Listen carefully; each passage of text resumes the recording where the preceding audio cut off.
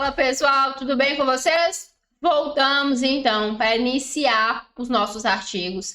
Para começar aí do artigo 1º, do artigo 1 da Convenção Americana e da sequência, estudando todos os tópicos previstos nessa convenção. Falamos na aula passada da importância dessa legislação, no contexto que ela foi criada, como foi ratificada aqui no Brasil, a partir de quando que o Brasil se tornou signatário. Conversamos também sobre o preâmbulo dessa legislação, que é um texto ali de apresentação, um texto introdutório da lei. Se você não assistiu a primeira aula, recomendo que volte lá, assista e depois retorne para cá, porque aqui a gente começa a parte 1, capítulo 1 dessa lei, iniciando aí pelo primeiro artigo, beleza? Então vamos lá.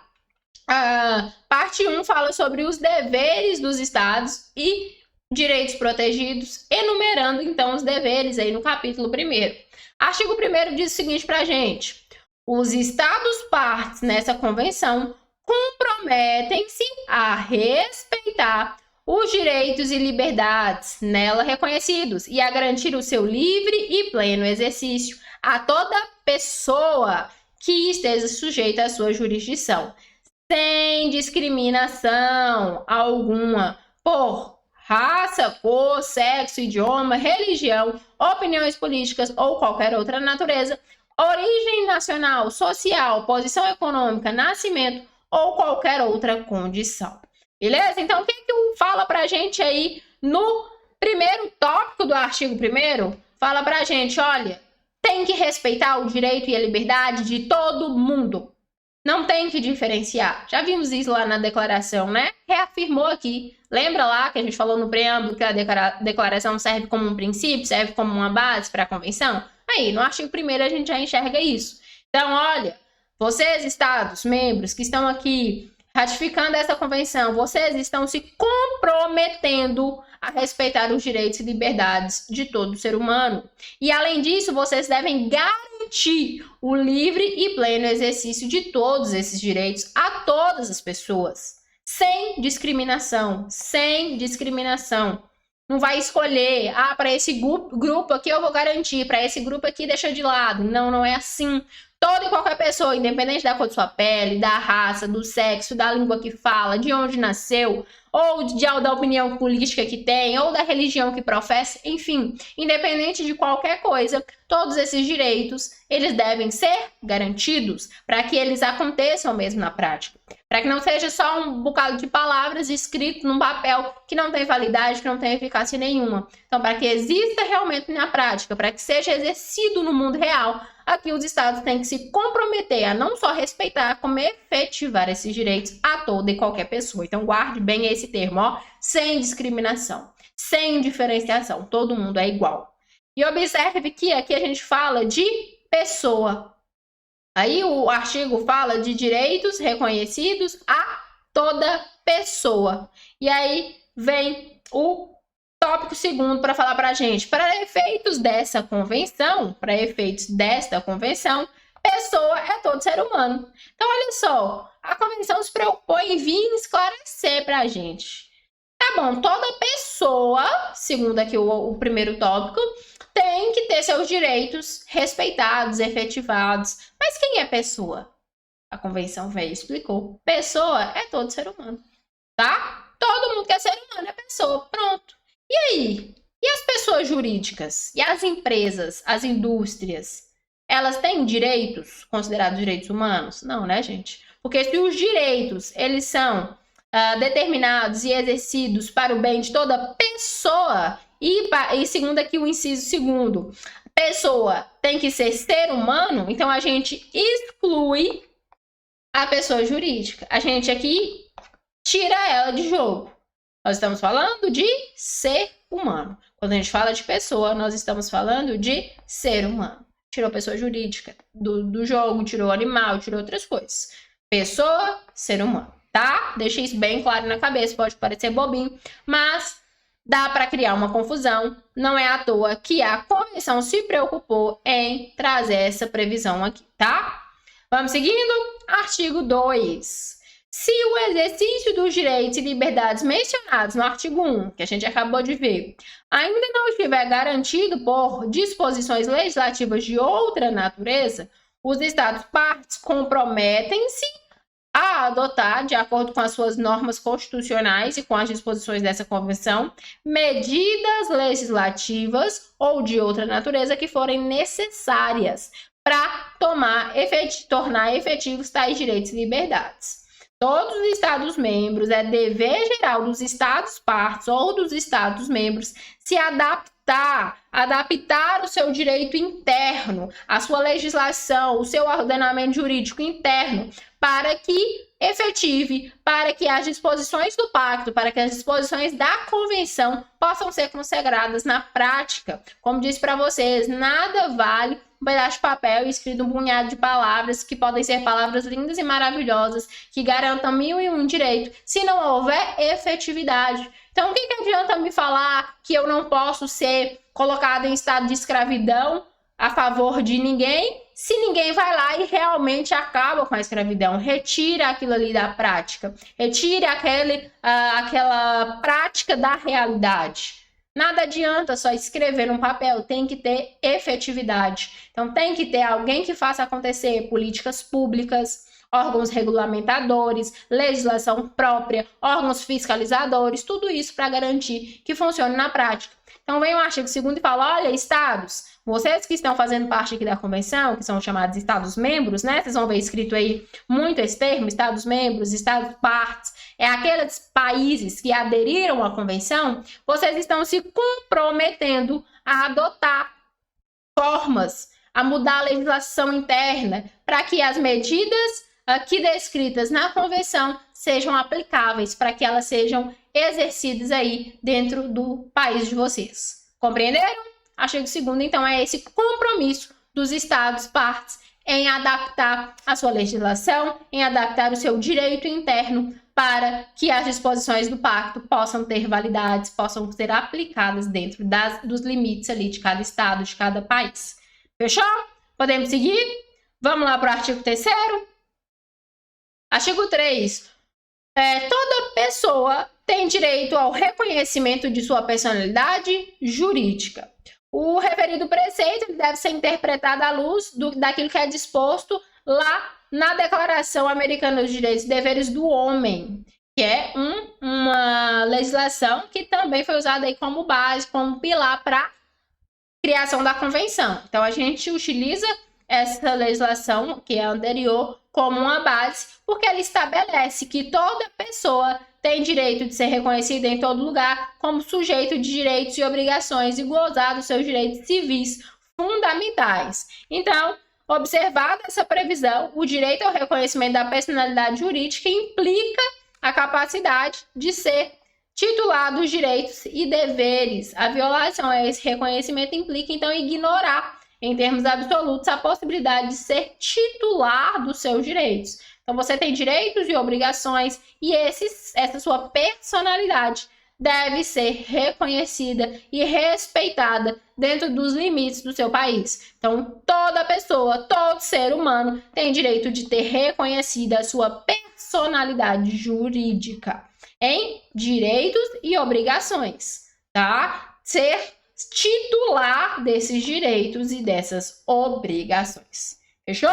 Vamos seguindo então para o artigo 4º. Esse aqui eu quero chamar muita atenção dos senhores, das senhoras. O artigo 4º da Convenção é um artigo muito importante, tá? A gente tem que prestar muita atenção porque ele cai muito em prova. Ele trata do direito à vida. Direito à vida, quando a gente fala de direito à vida, é suprassumo dos direitos, né? É um dos direitos assim que se busca mais atenção, que se busca consagrar mais veemente. Ele está vinculado ao direito à saúde.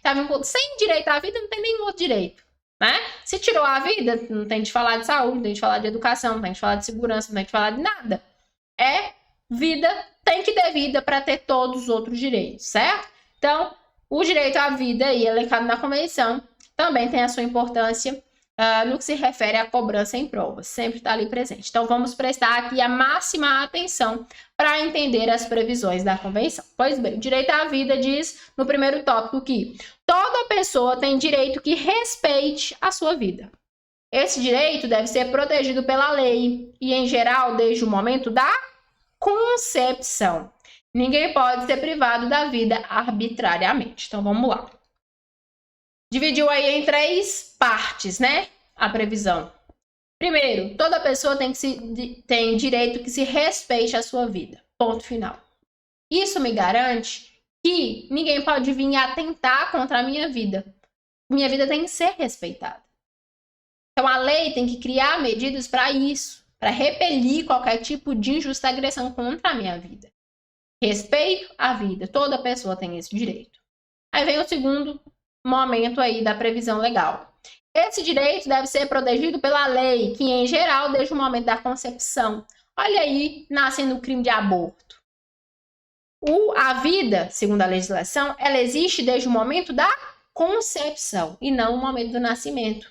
Como vocês podem encontrar em muitas questões aí querendo fazer pegadinha, colocar momento do nascimento, mas aqui é momento da concepção. Segundo a convenção, a vida inicia na concepção. A partir dali, da hora que já existe uma gravidez, já foi concebida uma vida. E essa vida deve ser protegida pela lei.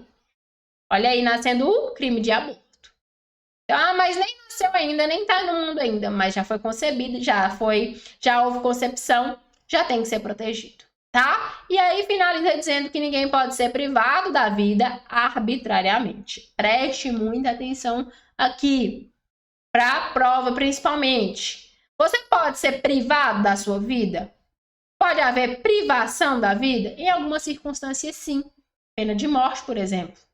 Pena de morte ela é aceita em alguns países. No Brasil, ela é proibida na maioria das vezes, mas no caso de guerra declarada pode acontecer. Então, pode haver privação da vida em alguns momentos? Pode. O caso do aborto, ele não é legalizado em algumas situações? É. Então, a vida, em algumas situações excepcionais, ela pode ser privada. O que não pode, em nenhuma circunstância, é privação da vida de maneira arbitrária. É chegar e sem justificativa nenhuma, sem motivo nenhum, retirar a vida de alguém. E aí vai virar homicídio, né? Então, não pode haver privação da vida de maneira arbitrária. Certo? Se for algo justificado, legal, pautado em previsões, aí tudo bem. De maneira arbitrária, ninguém poderá tirar a vida de ninguém. Combinado? Seguindo ainda dentro do artigo 4º, segundo tópico. Nos países que não houveram abolido a pena de morte, olha aí, falando sobre pena de morte, esta só poderá ser imposta dos delitos mais graves em cumprimento de sentença final de tribunal competente e em conformidade com a lei que estabeleça tal pena, promulgada antes de haver o delito sido cometido. Tampouco se estenderá a sua aplicação a delitos aos quais não se aplique atualmente. Então, pode haver pena de morte? Pode. Existem países onde a pena de morte é mais aplicada, com mais frequência? Existem. No Brasil, apenas no caso de guerra declarada, mas ainda assim ela existe, não foi abolida totalmente. Então pode haver sim a pena de morte nos países que não tiver abolida essa pena. Mas ela deve ser muito específica. Apenas delitos mais graves, somente quando já tem uma sentença final, então não pode ser no meio do processo, tem que esperar o processo inteiro, tem uma sentença que não cabe mais recurso para só depois aplicar a pena, claramente, né, gente? Até porque não tem como depois voltar atrás. Tem que ter uma lei que estabeleça a possibilidade dessa pena de morte. Essa lei tem que ser anterior ao cometimento do delito. Então, todos esses requisitos têm que ser observados para que possa ser aplicada a pena de morte. Então, ela não é proibida, mas requisitos devem ser observados muito atentamente. Beleza? Terceiro tópico diz que não se pode reestabelecer a pena de morte nos estados que hajam abolido. Imagine só, o estado X aboliu a pena de morte. Aí depois entra um outro presidente lá, um outro governo e fala, nada, nós temos que voltar com a pena de morte. Não dá, não. Mas eles já tinham abolido antes. Eles podem reestabelecer? Eles podem voltar? Não. Olha aí, não se pode reestabelecer a pena de morte no estado que já tenha abolido essa pena. Então, aboliu uma vez, não pode voltar mais. Beleza? Para finalizar, o quarto tópico aí, em nenhum caso pode a pena de morte ser aplicada por delitos políticos, nem delitos comuns conexos aos políticos. Então, tem pena de morte para delito político? Não. E se for um delito comum que seja conexo a um delito político, da mesma maneira, não. Beleza? Em nenhum caso. Observe que não existe aqui a previsão de exceções. Em nenhum caso, em nenhuma hipótese, pode ter pena de morte para delitos políticos ou conexos a delitos políticos. Combinado? Fechou, então? Podemos ir para o artigo 5. Vamos lá. Não se pode... Artigo 5 não, gente, perdão. Tópico 5. Tá? O artigo 5 é depois. Ainda estamos dentro do artigo 4. Tópico 5, em seguida o tópico 6, só depois a gente vai para o artigo 5. Então, ainda dentro do artigo 4, ainda falando de direito à vida. Tópico 5, perdão aí pela confusão. Vamos lá. Não se deve impor pena de morte à pessoa que no momento da perpetração do delito era menor de 18 anos ou maior de 70 anos, nem aplicá-la à mulher em estado de gravidez. Vamos lá. 3 pessoas aqui, ó. Nós temos o menor de 18, o que tinha menos de 18. Nós temos o maior de 70, aquele que tinha mais de 70. E temos a mulher grávida. A essas pessoas, menos de 18, mais de 70 e grávida, não se pode impor nem ou aplicar a pena de morte. Mas entenda que aqui há uma diferença nesses dois verbos aqui, ó, impor e aplicar. Para o menor de 18 e para o maior de 70, não pode impor pena de morte. Então, a pena ela não pode ser uma opção, ela não pode ser imposta. Tem que colocar outra pena, pena de morte não, tá? E observe que essa questão da idade, o menor de 18 e o maior de 70 é observado no momento da perpetração do delito. Então, não é no momento da sentença, mas no momento do delito, do crime. E no que se refere à mulher grávida, ela não pode ter contra ela aplicada a pena de morte. Por quê? Imagine só uma mulher grávida, condenada à pena de morte, vai lá e aplica a pena de morte, ela estando grávida. Tá morrendo só ela? Não. Tá morrendo ela e a criança ali. Lembra lá do momento da vida que começa na concepção? Então, se ela já tá grávida, ela já tem uma vida dentro dela.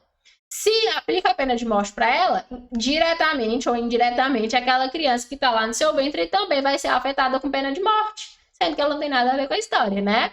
Então, no caso da mulher grávida, vai fazer o quê? Vai esperar ela ganhar o neném, nasceu, aí aplica a pena de morte contra ela. Não vai poder aplicar enquanto ela estiver grávida. Pariu, nasceu, aí aplica a pena de morte. Compreendido? Então, contra o menor de 18, maior de 70, não pode ser imposta. Contra a mulher grávida, não pode ser aplicada. Espera ela ganhar e depois aplica.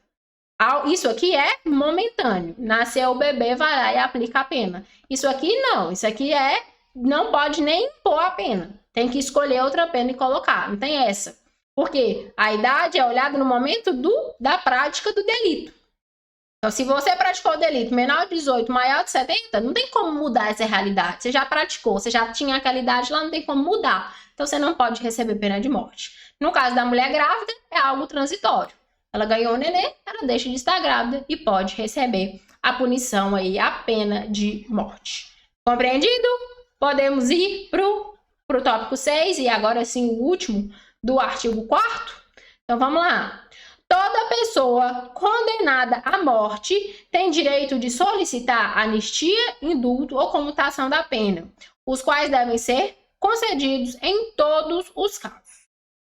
Não se pode executar a pena de morte enquanto o pedido estiver pendente de decisão ante a autoridade competente. Então, imagine só, a pessoa lá foi condenada à pena de morte, recebeu sua sentença de condenação à pena de morte. Ela pode, então, solicitar a anistia, o indulto ou a comutação. São espécies de perdão. Tá? Você solicita lá o órgão máximo dentro do judiciário, do executivo, uma espécie de perdão, uma espécie de reapreciação daquilo. Tem certeza que vocês vão me matar mesmo, Estado? Sabe, aquela última súplica. Como ali um último ato. Então, ela tem esse direito da anistia, do indulto, da comutação. E aí ela faz esse pedido, enquanto ela não recebe a resposta, enquanto estiver pendente, obviamente a pena não pode ser aplicada, né? Porque imagine só, você tá lá, condenada à pena de morte, indo pra cadeira elétrica. Aí você faz o pedido de anistia ou de indulto. E aí tá esperando, aguardando a resposta lá para quem você solicitou. E aí nem chegou a resposta assim e te matam. Aí depois que você já morreu, chega a resposta te concedendo perdão. Tem como voltar à vida? Não tem, né?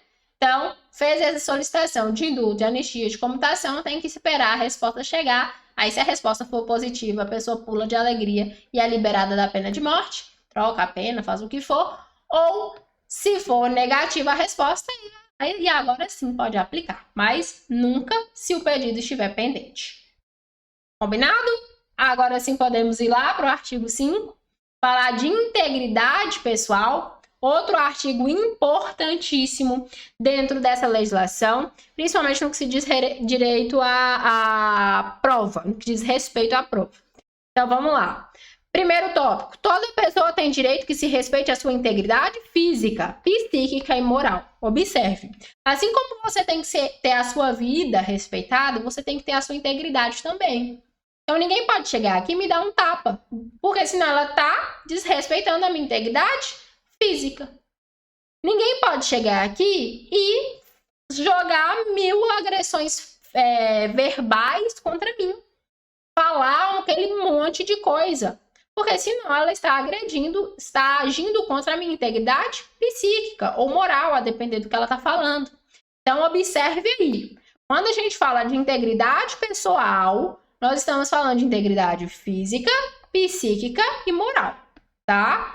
Antes te tinha na cabeça que era só integridade física, você só não podia apanhar. Mas todo mundo pode falar o que quiser para o outro. Qualquer aberração, pode sentar aí qualquer tipo de palavras caluniosas, injuriosas contra o outro. E não é bem assim. A integridade física tem que ser respeitada, mas a psíquica e a moral também, da mesma maneira. Beleza? Segundo tópico, ninguém deve ser submetido à tortura, nem a penas ou tratos cruéis, desumanos ou degradantes. Esse artigo é aquele do asteriscozão assim, ó, bem grande. Você vai pegar aí sua caneta mais colorida e fazer um asterisco bem brilhante aí no artigo 5, nesse tópico 2. Por quê? Porque cai muito em prova. Banca gosta muito desse artigo, porque fala justamente dessas penas que são proibidas. Então, se você pega o artigo 5º da Constituição, nós também temos lá um inciso que fala das penas proibidas. E aqui na Convenção não é diferente. Fala, olha, não pode submeter ninguém à tortura. Não pode pena de tortura. Não pode pena ou trato cruel. Também não vai poder pena desumana ou degradante. Ninguém pode passar por isso, ninguém pode ser submetido a esses tipos de pena. Certo? Então, guarde aí. Tortura, penas ou tratos cruéis, desumanos ou degradantes. Combinado? Toda pessoa privada de liberdade deve ser tratada com respeito, devido à dignidade inerente ao ser humano. Quando a gente fala de pessoa privada de liberdade, nós estamos falando das pessoas que estão presas, reclusas, detidas, né? E essas pessoas, por óbvio, têm que serem respeitadas. Então, elas, por estarem presas, elas podem ser torturadas? Claro que não. Pode ser tratada de maneira cruel, desumana, degradante? Óbvio que não. Ninguém pode, sem exceção, tá? E quando a gente fala da pessoa privada de liberdade, ainda tem que observar com mais cautela esse respeito à dignidade do ser humano. Tá numa condição ali mais vulnerável, e aí esse respeito ele deve ser observado, tá? Respeito à dignidade inerente ao ser humano. Por isso que a gente tem 1000 legislações, 1000 regras para elencar, para determinar como tem que ser o trato com essas pessoas. Se vocês pegarem as legislações internas do sistema prisional, do sistema penitenciário, fala até a metragem de uma cela, fala até o tecido que tem que ser as roupas. Então, tudo é observado para que se respeite a dignidade inerente ao ser humano. Beleza? E para finalizar, o terceiro tópico aí da tela, a pena não pode passar da pessoa do delinquente. Quem já estudou direito penal lembra disso aqui, né? Pode. Imagine só, o pai cometeu o crime, o filho pode ser penalizado? A pena não vai passar da pessoa do delinquente para outra pessoa, para o inocente, certo? Então o pai foi lá e cometeu um crime, mas aí nessa história ele morreu. Os herdeiros vão ter que pagar. Existe isso, gente? Não, né? a pena não passa da pessoa do delinquente. Quem foi que cometeu o delito é quem tem que pagar por ele. Não tem como colocar outra pessoa, não. O princípio da pessoalidade. Beleza? Ainda dentro do artigo 5, ainda falando sobre integridade, nós temos o tópico 4, que fala que os processados devem ficar separados dos condenados. O que é isso? Vamos falar primeiro da regra, depois a gente vai para a exceção. Dentro do sistema prisional, nós temos lá os estabelecimentos prisionais. E aí, a regra aqui elencada é que as pessoas que ainda estão respondendo o processo fiquem num lugar. E aquelas que já responderam o processo, já têm uma sentença, já foram condenadas, fiquem em outro. Então, que haja essa separação. Então, imagine só, esse presídio aqui tem só pessoas condenadas, nesse aqui tem só pessoas processadas. Então, que haja essa separação, tá? Essa é a regra. Agora, essa regra comporta exceção. Olha aí, vírgula, salvo em circunstâncias excepcionais. E se submetidos a tratamento adequado à sua condição de pessoa não condenada. Então, a regra é que haja essa separação. Mas na prática, pode acontecer de não haver? Pode, comporta exceção. Qual é a exceção? Quando houver circunstâncias excepcionais. Quer um exemplo de circunstância excepcional que é muito comum? Superlotação. Então, o sistema penitenciário brasileiro é superlotado. Muitas vezes, em grandes cidades, só existe um presídio. Aí, como é que só existe um presídio e vai separar os que são processados dos que são condenados? Só tem um lugar para colocar todo mundo. Então, o que acontece na prática? Não tem essa separação. Não tem a observância dessa regra. Mas quer dizer que está errado? Não, porque está aí dentro da exceção, né? Circunstância excepcional, só tem um lugar para fazer o quê? Então, regra que não pode, mas comporta exceção. Observado que deve ter tratamento adequado às pessoas que ainda não são condenadas. Observe, lembre lá da presunção de inocência. A pessoa que ainda não tem uma sentença condenatória transitada em julgado, que a gente conversou lá na declaração, lembra? Ela ainda não pode ser colocada como culpada. Só vai existir culpa a partir do momento que há uma sentença condenatória transitada. Antes disso, ela é presumidamente inocente, então ela tem que ser tratada de maneira adequada. E existe muita gente que fica preso meses e meses enquanto está rolando o processo e no final é absolvida. É entendido como se inocente fosse. E aí, ficou ali preso sem dever. Existem muitos casos? Demais. Então, tudo isso deve ser observado no momento do tratamento para com essas pessoas. Tópico 5. Os menores, quando puderem ser processados, devem ser separados dos adultos e conduzidos a tribunal especializado com a maior rapidez possível para o seu tratamento. E a gente está falando de quem? Dos menores de 18 anos, né? Dos menores de idade. Então, o menor de idade, ele pratica um ato delituoso, algo que é classificado, tipificado como crime. Ele vai responder um processo? Vai. Ele vai ser colocado como menor infrator. E aí ele vai responder um processo de acordo com as regras lá do ECA, o Estatuto da Criança e do Adolescente. Só que observe, os menores, quando puderem ser processados, e aí tem as regras do ECA que estabelecem uma idade mínima para que possa responder um processo, eles devem ser obrigatoriamente separados dos adultos. Aqui não tem exceção, não. Tá? Pode pegar e num presídio só colocar maior de idade, menor de idade? Não. Tá? Aqui não, a regra não tem exceção. Então, devem ser separados dos adultos. Os menores de idade, que são considerados adolescentes, devem ser separados dos adultos. Não pode estar todo mundo misturado. E até o tribunal, até o órgão do judiciário que vai julgar esses menores infratores, né, como a gente chama, deve ser um tribunal especializado.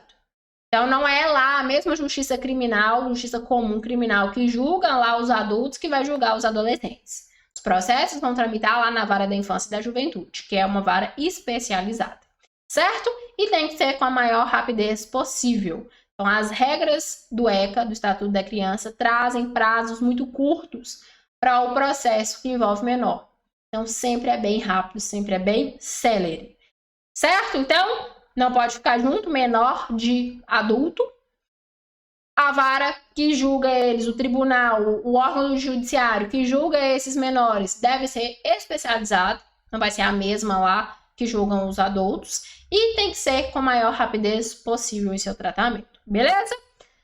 Sexto tópico, as penas privativas de liberdade devem ter por finalidade essencial a reforma e a readaptação social dos condenados. Guarde esses termos, tá? Qual é a finalidade da pena? Ah, é punir, é ensinar, é não sei o que, é para ele nunca mais fazer isso. Gente, segundo as legislações de direitos humanos, e aqui especificadamente no que se refere à convenção, que é o que a gente está estudando, quando a gente fala de pena privativa de liberdade, a função, a finalidade essencial é duas coisas: reforma e readaptação social. É ensinar, readaptar aquele que foi condenado a como viver em sociedade. Certo? Então, guarde os termos: reforma e readaptação social. Fechou? O artigo 6, ele passa a tratar da proibição da escravidão. É um artigo que também merece aquele asterisco bem grandão assim, ó.